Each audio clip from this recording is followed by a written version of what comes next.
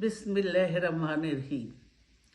প্রিয় সহকর্মীবৃন্দ, আসসালামু আলাইকুম। আজ দীর্ঘ 6 বৎসর পর আপনারা আবার একসাথে ফ্যাসিস্ট মুক্ত বাংলাদেশে একত্রিত হতে পেরেছেন। সেজন্য আল্লাহর কাছে হাজার শুকরিয়া আদায় করছি।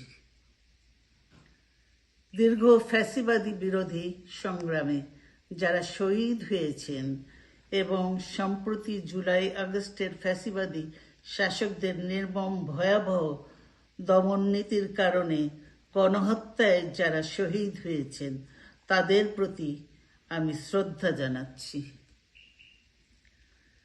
যারা আহত হয়েছেন তাদের প্রতি জানাচ্ছি আন্তরিক সমবেদনা।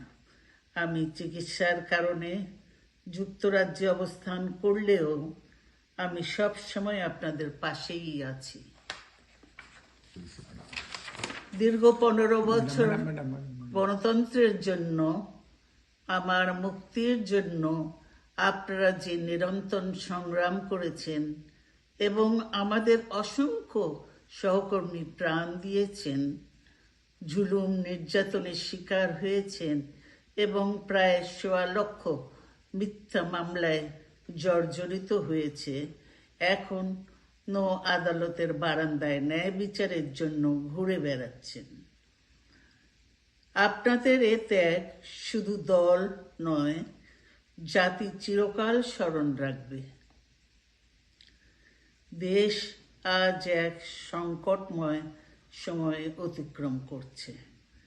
আপনাদের এবং ছাত্রদের সমন্বিত আন্দোলনের ফলে ফ্যাসিস্ট শাসকেরা বিদায় নিয়েছে। একটা অন্তর্বর্তীকালীন সরকার গঠিত হয়েছে। তাদের কাছে জনগণের প্রত্যাশা, রাষ্ট্র মেরামতের ন্যূনতম সংস্কার দ্রুত সম্পন্ন করে গণতান্ত্রিক ব্যবস্থায় ফিরে যাওয়ার জন্য সকলের কাছে গ্রহণযোগ্য একটি নির্বাচন অনুষ্ঠান সম্পন্ন করা। আমার অবর্তমানে দলের ভারপ্রাপ্ত চেয়ারম্যান, সিনিয়র নেতৃবৃন্দ এবং আপনাদের সকলকে সাথে সঙ্গে নিয়ে নিরন্তর কাজ করে দলকে সুসংহত করেছেন। আমি আপনাদের ধন্যবাদ জানাচ্ছি। আমি বিশ্বাস করি আপনারা শহীদ প্রেসিডেন্ট জিয়াউর রহমানের আদর্শে আরও উজ্জীবিত হয়ে আগামী নির্বাচনে সাফল্যের জন্য ঐক্যবদ্ধভাবে কাজ করবেন। এমন কোনো কাজ করবেন না যাতে আপনাদের এত দিনকার সংগ্রাম, আত্মত্যাগ বিফলে যায়। আমাদের সব সময় শহীদ প্রেসিডেন্ট জিয়াউর রহমানের সেই উক্তি মনে রাখা দরকার, ব্যক্তির চেয়ে দল বড়, দলের চেয়ে দেশ। বাংলাদেশের সর্বস্তরের মানুষ, বিশেষ করে তরুণ সমাজ আজ এক ইতিবাচক গণতান্ত্রিক পরিবর্তনের জন্য উন্মুখ হয়ে আছে। ক্ষুদ্র ক্ষুদ্র সংকীর্ণতা ভুলে দেশ ও জাতির বৃহত্তর স্বার্থে আমাদের কাজ করতে হবে। এখনো ফ্যাসিস্টদের দোসররা এবং বাংলাদেশের শত্রুরা গণ অভ্যুত্থানের মাধ্যমে প্রাপ্ত অর্জনকে নস্যাৎ করার জন্য গভীর চক্রান্তে লিপ্ত রয়েছে। ইস্পাত কঠিন ঐক্যের মাধ্যমে জনগণকে সঙ্গে নিয়ে এবং চক্রান্তকে ব্যর্থ করে দিতে হবে। গণতান্ত্রিক বাংলাদেশ বিনির্মাণের জন্য আমাদের সকলকে একযোগে কাজ করতে হবে।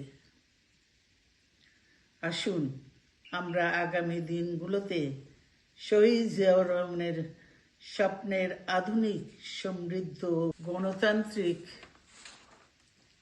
বাংলাদেশ বিনির্মাণের জন্য আমাদের সর্বশক্তি নিয়োগ করি এবং এত ত্যাগের বিনিময়ে প্রাপ্ত এ অর্জনকে সুসংগত এবং ঐক্যকে আরো বেগবান করি।